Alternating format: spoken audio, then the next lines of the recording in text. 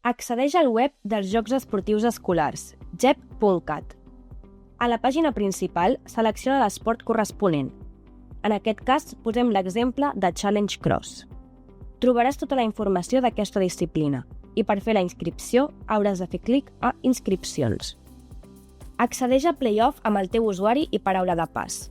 En cas de no recordar-ho, fes clic a Recuperar paraula de pas. Entra al teu perfil, on hauràs de crear la teva llicència i tramitar la inscripció. La llicència caduca cada nova temporada. Fes clic a Nova llicència. L'entitat ha de ser independent i has d'escollir la modalitat esportiva pertinent.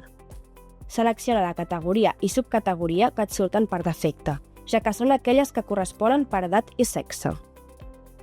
Fes clic a Desar i inscripció única.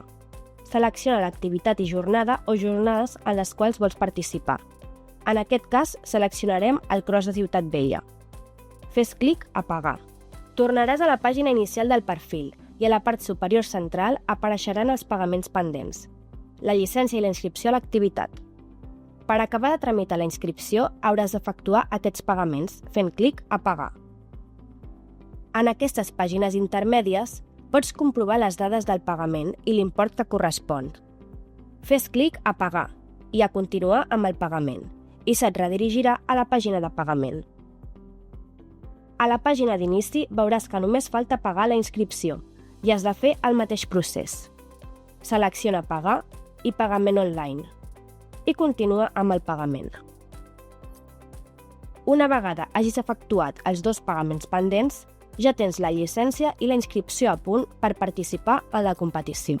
A més, en el cas de Cross, t'apareixerà el botó Imprimir dorsal, que et permetrà descarregar el document del dorsal i imprimir-lo per portar-lo al dia del Cross.